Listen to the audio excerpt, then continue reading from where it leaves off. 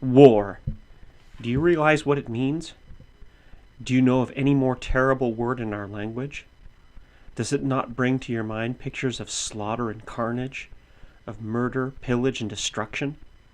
Can't you hear the belching of the cannon, the cries of the dying and the wounded? Can you not see the battlefield strewn with corpses, living humans torn to pieces, their blood and brains scattered about, men full of life suddenly turned into carrion? And there at home, thousands of fathers and mothers, wives and sweethearts, living in hourly dread lest some mischance befell their loved ones, and waiting for the return of those who will return nevermore. You know what war means, even if yourself have never been at the front. You know there is no greater curse than war, with its millions of dead and maimed, its countless human sacrifices, its broken lives, ruined homes, its indescribable heartache and misery. It's terrible, you admit, but it can't be helped. You think that war must be, that times come when it is inevitable, that you must defend your country when it is in danger. Let us see then whether you really defend your country when you go to war. Let us see what causes war, and whether it is for the benefit of your country that you are called upon to don the uniform and start off on the campaign of slaughter. Let us consider whom and what you defend in war, who is interested in it, and who profits by it. We must return to our manufacturer, unable to sell his product in his own country. He, and manufacturers of other commodities likewise, seeks a market in some foreign land. He goes to England, Germany, France, or to some other country and tries to dispose of his production of his surplus. But there he finds the same conditions as in his own country. There they also have overproduction. That is, the workers have been so exploited and underpaid that they cannot afford to buy the commodities they have produced. The manufacturers of England, Germany, France, etc. are therefore looking for other markets, just as the American manufacturer. The American manufacturers of a certain industry organize themselves into a big combine. The industrial magnates of the other countries do the same, and national combines begin competing with each other. The capitalists of each country try to grab the best markets, especially the new markets. They find such new markets in India, China, Japan, and similar countries. That is, in countries that have not yet developed their own industries. When each country will have developed its own industries, there will be no more foreign markets, and then some powerful capitalistic group will become the international trust of the whole world. But in the meantime, the capitalistic interests of the various industrial countries fight for the foreign markets and compete with each other there.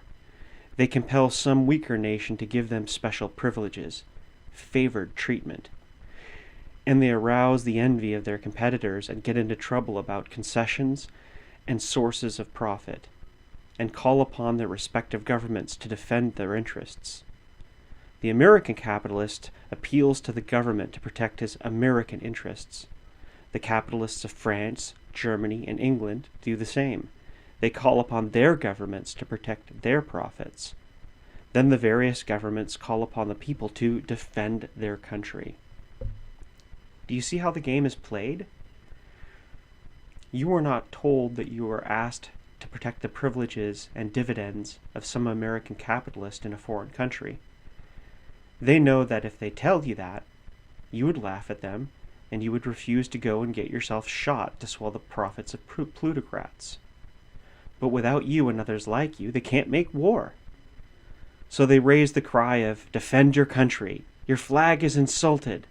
Sometimes they actually hire thugs to insult your country's flag in a foreign land, or get some American property destroyed there, so as to try to make sure the people at home will get wild over it and rush to join the army or navy. Don't think I exaggerate. American capitalists are known to have caused even revolutions in foreign countries, particularly in South America. so as to get a more friendly new government there, and thus secure the concessions they wanted. But generally, they don't need to go to such lengths. All they have to do is appeal to your word patriotism, flatter you a bit, and tell you that you can lick the whole world. And then they get you ready to don the soldier's uniform and do their bidding. This is what your patriotism, your love of country, is used for. Truly did the great English thinker Carlyle write, "What, quite speaking in an unofficial language, is the net purport and upshot of war? To my own knowledge, for example, there dwell and toil in the British village of Dumdrudge usually some 500 souls. From these, by certain natural enemies of the French, there are successfully selected, during the French war, say 30 able-bodied men. Dumdrudge, at her own expense, has suckled and nursed them. She has not, without difficulty and sorrow, fed them up to manhood, and even trained them to crafts, so that one can weave, and the other build, another hammer, and the weakest can stand under 30 stone. Nevertheless, amid much weeping and swearing, they are selected, all dressed in red, and shipped away at public charge some 2,000 miles, or say, only to the south of Spain, and there fed till wanted. And now, at that same spot in the south of Spain, there are 30 similar French artisans, from a French Dumdrudge, in a like manner wending, till at length, after infinite effort, the two parties come into actual juxtaposition, and the 30 stands fronting 30, each with a gun in his hand. Straightway the word fire is given, and they blow the souls out of one another. And in the place of 60 brusque, useful craftsmen, the world has 60 dead carcasses, which it must bury and anon shed tears for. Had these men any quarrel? Busy as the devil is, not the smallest. They lived far apart. They were strangers, the entirest of strangers. Nay, in so wide a universe, there was not even unconsciously by commerce some mutual helplessness between them. How then, simpleton, their governors had fallen out, and instead of shooting one another, had the cunning to make these poor blockheads shoot. It is not for your country that you fight when you go to war. It is for your governors, your rulers, your capitalistic masters.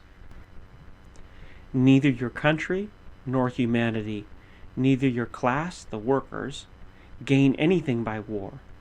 It is only the big financiers and the capitalists who profit by it. War is bad for you.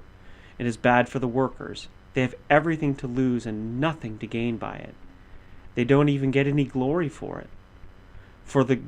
That goes to the big generals and the field marshals. What do you get in war? You get lousy. You get shot, gassed, maimed, or killed. That is all the workers of any country get out of war. War is bad for your country, bad for humanity. It spells slaughter and destruction.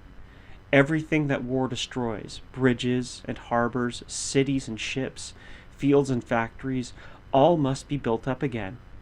That means that the people are taxed, directly and indirectly, to build it up. For, in the last analysis, everything comes from the pockets of the people. So war is bad for them materially, not to speak of the brutalizing effect wars had upon mankind in general.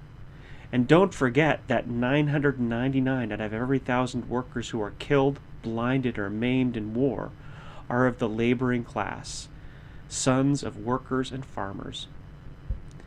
In modern war, there is no victor, for the winning side loses almost as much as the defeated one, sometimes even more, like France in the late struggle. France is poorer today than Germany. The workers of both countries are taxed to starvation to make good the losses sustained by war. Labor's wages and standards of living are much lower now in the European countries that participated in the World War than they were before the Great Catastrophe. But the United States got rich through the war, you object. You mean a handful of men gained millions, and that the big capitalists made huge profits? Surely they did. The great financiers, by lending Europe money at a high rate of interest and by supplying war material and munitions.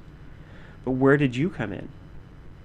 Just stop and consider how Europe is paying off its financial debt to America, or the interest on it.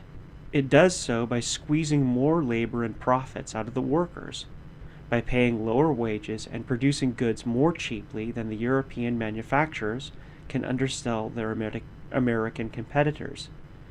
And for this reason, the American manufacturer is compelled to also produce at lower cost. That's where his economy and rationalization come in, and as a result, you must work harder or have your wages reduced or be thrown out of employment altogether. Do you see how low wages in Europe directly affect your own condition? Do you realize that you, the American worker, are helping pay the American bankers the interest on their European loans? There are people who claim that war is good because it cultivates physical courage. The argument is stupid. It is only made by those who have themselves never been to war and whose fighting is done by others. It is a dishonest argument to induce poor fools to fight for the interests of the rich. People who have actually fought in battles will tell you that modern war has nothing to do with personal courage. It is a mass of fighting at a great distance from the enemy. Personal encounters in which the best man may win are extremely rare. In modern war, you don't get to see your antagonists. You fight blindly, like a machine. You go into battle scared to death, fearing that the next minute you may be shot to pieces. You go only because you don't have the courage to refuse. The man who can face vilification and disgrace, who can stand up against the popular current, even against his friends and his country when he knows he is right, who can defy those in authority over him, who can take punishment and prison and remain steadfast, that is a man of courage, the fellow who you taunt as a slacker because he refuses to turn murderer. He needs courage. But do you need much courage just to obey orders, as you are told to fall in line with thousands of others, to the tune and general approval of the Star-Spangled Banner? War paralyzes your courage and deadens the spirit of true manhood. It degrades and stupefies with a sense that you are not responsible. 'Tis not yours to reason why, but to do and die, like the 100,000 others doomed like yourself. War means blind obedience, unthinking stupidity, brutish callousness, wanton destruction, and irresponsible murder. I have met persons who say that war is good because it kills many people, so that there is more work for the survivors. Consider what a terrible indictment this is against the present system. Imagine what a condition of things where it is good for the people of a certain community to have some number of them killed off so that the rest can live better. Would it not be the worst man-eating system, the worst cannibalism? That is just what capitalism is. A system of cannibalism which devours his fellow man or is devoured by him. This is true of capitalism in times of peace as in war, except that in war its real character is unmasked and more evident. In a sensible, humane society, that could not be. On the contrary, the greater the population of a certain community, the better it would be for all, because the work of each would be then lighter. A community is no different in this regard from a family. Every family needs a certain amount of work to be done in order to keep its wants supplied. Now, the more persons there are in a family to do the necessary work, the easier for each member, the less work for each. The same holds true of a community or of a country, which is only a family on a large scale. The more people there are to do the work necessary to supply the needs of the community, the easier the task of each member. If the contrary is the case in our present-day society, then it merely goes to prove that conditions are wrong, barbaric, and perverse. Nay, more, that they are absolutely criminal if the capitalist system can survive off the slaughter of its members. It is evident, then, that for the workers, war means only greater burdens, more taxes, harder toil, and the reduction of their pre-war standard of living. But there is one element in a capitalist society for whom war is good. It is the element that coins money out of war, that gets rich on your patriotism and self-sacrifice. It is the munitions manufacturers, the speculators in food and other supplies, the warship builders, in short, the great lords of finance, industry, and commerce, who alone benefit by war. For these, war is a blessing in more than one way, because war also serves to distract attention of the laboring masses from their everyday misery and turns it into high politics and human slaughter. Governments and rulers have often sought to avoid popular uprising and revolution by staging a war. History is full of such examples. Of course, war is a double-edged sword. Often, in turn, it leads to revolt. But that is another story to which we shall return when we come to the Russian Revolution. If you have followed me thus far, you must realize that war is just as much a direct result and inevitable effect of the capitalist system as are the regular financial and industrial crises. When a crisis comes, in the manner of which I described it, with its unemployment and hardships, when you are told that it is no one's fault, that it is bad times, the result of overproduction and similar humbug, and when capitalist competition for profits brings about a condition of war, the capitalists and their flunkies, the politicians and the press, raise the cry, "Save your country!" in order to fill it with false patriotism and make you fight their battles for them.